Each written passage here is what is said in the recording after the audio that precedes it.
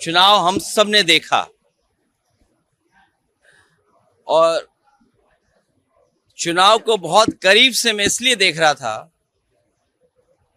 क्योंकि जिस तरीके से बंगाल का चुनाव होने जा रहा था और जो भाषा, जो व्यवहार भारतीय जनता पार्टी का था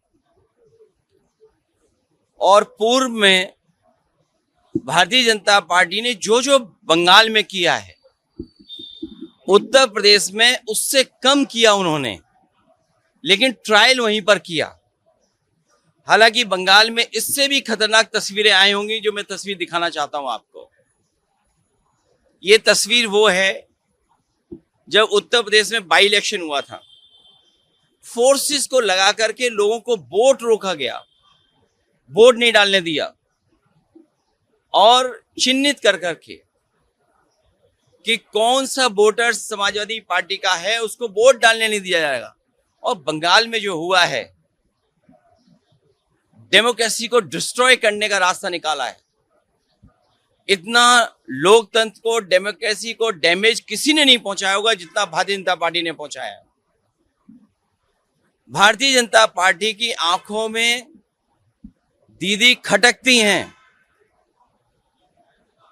भारतीय जनता पार्टी की आंखों में दीदी खटकती हैं इसलिए क्योंकि वो आधी आबादी का प्रतिनिधित्व करती हैं। भारतीय जनता पार्टी सामंती सोच की है। इनके संगी साथी पुरुषवादी लोग हैं।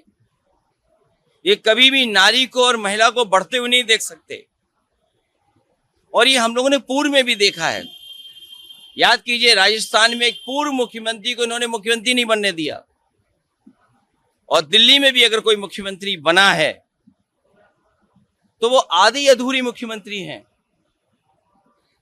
यहां पर मतदान हुआ जरूर है, लेकिन लोगों ने अपनी इच्छा से कम दबाव में ज्यादा मतदान किया है। इतनी नफरत भरी नकारात्मक राजनीति, जहर घुली हुई राजनीति भारतीय जनता पार्टी बंगाल में करेगी, ये कभी किसी ने सोचा नहीं था। जितने भी इनके स्टेटमेंट्स हैं, जितने भी इनकी लीडरशिप है, आप देख लीजिए क्या।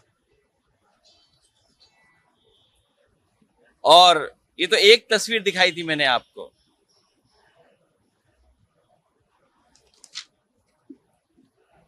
दूसरी तस्वीर भी आपको याद होगा दूसरी तस्वीर भी आपको। ये मल्टी लेयर इलेक्शन माफिया की तरह काम हुआ है, जिनका काम यह है कि निष्पक्ष चुनाव हो। उन तमाम संस्थाओं ने अपना क्रेडिबिलिटी खो दी। स्थिति उत्पन्न नहीं होगी। भारतीय जनता पार्टी अराजकता फैले ऐसे ही काम करती है और यहाँ पर तो ये भरोसा दिलाया था कि न जाने कितनी कंपनियां यहाँ पर रहेंगी जो चुनाव के बाद भी सुरक्षा व्यवस्था को संभालेंगे। आखिर वो कंपनियां क्या हैं? कहीं ऐसा तो नहीं कि 15 दिन की छुट्टी दे दी गई हो उनको। कल शुभेंदु अधिकारी का जो पीए है उसको भी मर्डर किया गया है इस एलिगेशन से। अब सेंट्रल फोर्स और ये विजिलेंस काम है, ये सवाल भी है। किसी के करीबी की जान जाना या पॉलिटिकल वर्कर के साथ व्यवहार होना और टीएमसी की पार्टी कार्यालय को जलाना, उनके कार्यकर्ताओं के साथ ये व्यवहार करना, ये जिम्मेदारी किसकी है? आप ये सिक्योरिटी देने की जिम्मेदारी किसने ली थी? इलेक्शन कमीशन, देश के होम मिनिस्टर। तो उन्होंने तो ये कहा था कि हम लाखों सेंट्रल फोर्स भेजी है। सुनने में आया 3 लाख से ज्यादा यहाँ पर सेंट्रल फोर्स भेजी गई थी और एक पैरेलल स्ट्रक्चर क्रिएट किया गया था, पैरेलल स्ट्रक्चर। और उसमें बड़ी संख्या में यूपी के भी लोग थे, बड़ी संख्या में। और हमारी तो जानकारी में ये भी है कि बंगाल का चुनाव जो सेंट्रल फोर्स आई थी वो यूपी की आई थी, बिहार की आई थी। जो बॉर्डर्स थे वहां से खाली कर करके यहाँ लेके आए थे। जब यूपी में चुनाव होगा तो बंगाल की फोर्स, आसाम की फोर्स, नागालैंड की फोर्स, अरुणाचल की फोर्स जाएगी। सर, यहाँ पे बंगाल में पोस्ट पोल वायलेंस देखा जा रहा है। बिहार में आज मंत्रिमंडल विस्तार हो रहा है, तमाम बड़े नेता मंत्री वहाँ पे शामिल हुए, लेकिन इस घटना को लेकर के सवाल लगातार उठ रहे हैं। कौन जिम्मेदार इसके लिए? नकारात्मक राजनीति कौन करता है? हत्या करके राजनीति कौन करता है? और बीजेपी पे सवाल बहुत हैं। आज जब हम और आप बात कर रहे हैं, नोएडा में ही एक की जान चली गई।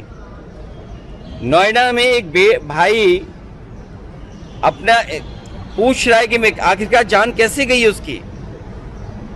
सोचिए, भाई की जान ले ली गई। कौन है जिम्मेदार उसके लिए? कौन है जिम्मेदार उसके लिए? आप तो यूपी से आए हो। नोएडा में अभी एक भाई की हत्या कर दी गई, कल गाजियाबाद में बैंक डकैती हो गई। कौन है जिम्मेदार उसके लिए? सर ऑपरेशन, लेकिन लोकतंत्र को इतना लूटा किसी की सरकार में नहीं गया। ये पहली बार दिखाई दे रहा है कि Bharatiya Janata party, election commission दोनों मिलकर के काम कर रहे हो। चाहे एसआईआर किया हो, चाहे एसआईआर के बहाने जो टारगेटेड वोट काटे गए हों, और वो तो आंकड़े आपके पास भी हैं, जहां ज्यादा वोट कटा है और बीजेपी ज्यादा जीत गई। ममता बनर्जी ने कहा है कि हम इंडिया गठबंधन